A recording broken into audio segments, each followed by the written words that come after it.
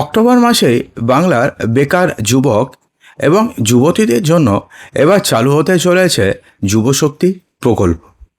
এই প্রকল্পে আপনারা পাবেন ৩,০০০ টাকা করে এবং ২,০০০ টাকা করে। অর্থাৎ যদি আপনি গ্র্যাজুয়েট পাস হয়ে থাকেন তাহলে সেক্ষেত্রে দেওয়া হবে ৩,০০০ টাকা করে, এবং যদি আপনি গ্র্যাজুয়েট ছাড়া যদি তার নিচের কোনো কিছু পাস হয়ে থাকেন তাহলে সেক্ষেত্রে আপনাকে দেওয়া হবে ২,০০০ টাকা করে। এবারের বাজেটে এই নিয়ে এবার বড়সড় ঘোষণা করেছেন মুখ্যমন্ত্রী শুভেন্দু অধিকারী। তাহলে কোন শর্তে, অর্থাৎ সবাই কি এই ৩,০০০ টাকা পাবেন অথবা এই ২,০০০ টাকা পাবেন? তো কোন শর্তে মাসে মাসে আপনারা ৩,০০০ টাকা করে পাবেন এবং কারাই হবেন শুধুমাত্র যোগ্য প্রাপক, এই নিয়ে কি জানিয়েছেন মুখ্যমন্ত্রী শুভেন্দু অধিকারী এবং অর্থমন্ত্রী স্বপন দাশগুপ্ত, সমস্ত কিছুই জানাবো। এবং এই ভিডিওটি দেখার পরে আপনাকে যুবশক্তি নিয়ে আর অন্য ভিডিও না দেখলেও চলবে, সেই জন্য ভিডিওটিকে শেষ অবধি আমাদের সঙ্গে থাকবেন।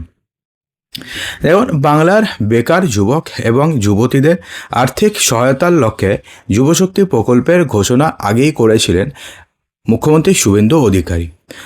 এবার এই প্রকল্প নিয়ে রাজ্য বাজেটে এবার বড়সড় ঘোষণা করে দিয়েছেন অর্থমন্ত্রী স্বপন দাশগুপ্ত। অর্থমন্ত্রী বাজেটে জানিয়েছেন যে কল্যাণমূলক পদক্ষেপ হিসেবে যুবশক্তি প্রকল্প চালু করার চূড়ান্ত প্রস্তুতি নিচ্ছে রাজ্য সরকার এবং অক্টোবর মাস থেকে এটা বাস্তবায়িত হয়ে যাবে। ২০২৬ সালে বিধানসভা নির্বাচনের ইশতেহারে দেওয়া প্রতিশ্রুতি পূরণের লক্ষ্যে এই প্রকল্পের অধীনে যোগ্য উপভোক্তাদের প্রতি মাসে ৩,০০০ টাকা করে বেকার ভাতা দেওয়ার প্রস্তাব পেশ করা হয়েছে। ইতিমধ্যে এই প্রকল্পের জন্য যুবশক্তি ভরসা কার্ড পোর্টাল তৈরি করা হলেও আবেদন প্রক্রিয়া শুরুর তারিখ এবং বিস্তারিত নির্দেশিকা খুব শীঘ্রই জানিয়ে দেবে সরকার। অর্থাৎ ইতিমধ্যে যুবশক্তি ভরসা কার্ড এই পোর্টাল চালু হয়ে গেছে, কিন্তু এখনও পর্যন্ত আবেদন শুরু হয়নি। আবেদন শুরুর তারিখ এবং বিস্তারিত নির্দেশিকা খুব শীঘ্রই আর মোটামুটি 10 থেকে 15 দিনের মধ্যে সরকার জানিয়ে দেবে। তার আগে আজ বাজেটে ঘোষণা করা হয়ে গেল যে কবে থেকে এই যুবশক্তি ভরসা কার্ড বা ভরসা প্রকল্প চালু হবে।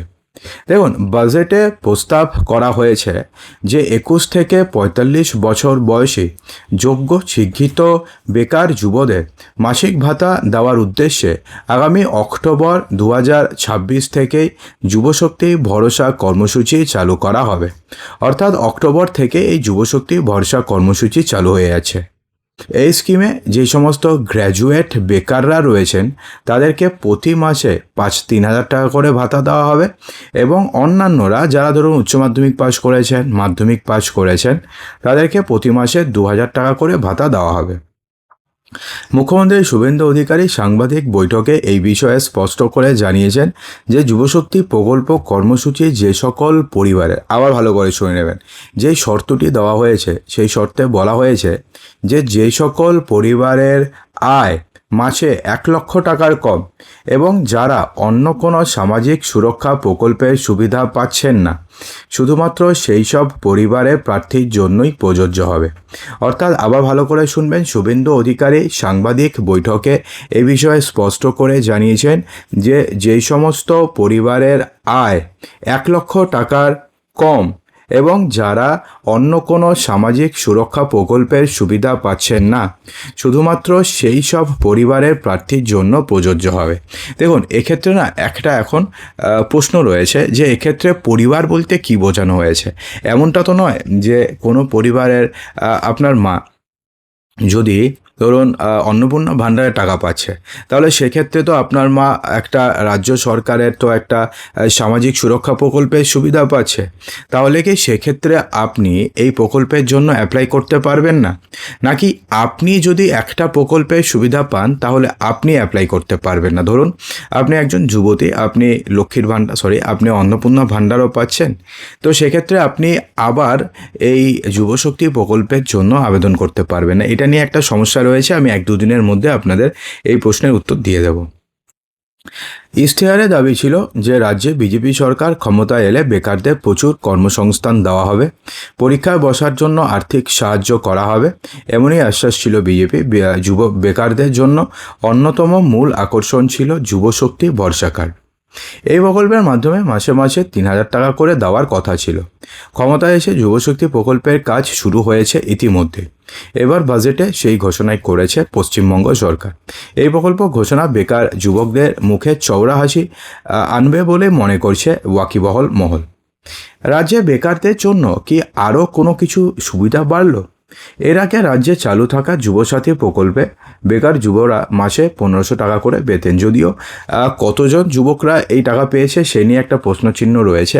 আপনি কি 1500 টাকা পেয়েছিলেন? কমেন্ট বক্সে কিন্তু জানাবেন। এবং নতুন সরকার এই যুবশক্তি প্রকল্পে সেই ভাতার পরিমাণই এবার দ্বিগুণ করে 3000 টাকা করে দিয়েছে। দেখুন, এর পাশাপাশি কী কী ঘোষণা করা হয়েছে।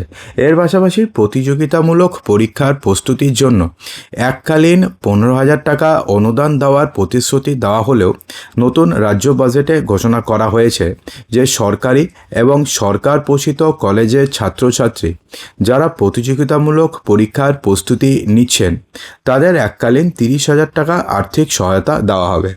অর্থাৎ যেই সমস্ত ছাত্রছাত্রীরা সরকারি এবং সরকার পোষিত কলেজে পড়াশোনা করে এবং যারা প্রতিযোগিতামূলক পরীক্ষার জন্য প্রস্তুতি নিচ্ছেন তাদের আর্থিক সহায়তা করার জন্য এককালীন 30,000 টাকা আর্থিক সহায়তা করা হবে। যুবশক্তি প্রকল্পের জন্য 30 কোটি টাকার অর্থ বরাদ্দের প্রস্তাব দেওয়া হয়েছে 2026-27 বাজেটে। কী কী নথি জরুরি? অর্থাৎ যুবশক্তি পোর্টালে যখন আপনি আবেদন করবেন যুবশক্তি ভরসা প্রকল্পের জন্য, তখন আপনাদের কী কী নথি লাগবে?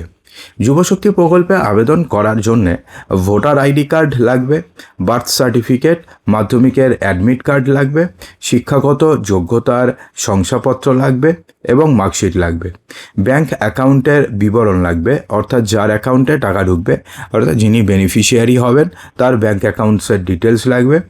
জাতীয় পরিচয়পত্র হিসাবে আধার কার্ডের মতন প্রয়োজনীয় নথিগুলো হাতের কাছে রাখার পরামর্শ দেওয়া হচ্ছে। এছাড়া অবশ্যই ইনকাম সার্টিফিকেট লাগবে, কারণ এক্ষেত্রে ইনকামটাকে ধরা হয়েছে।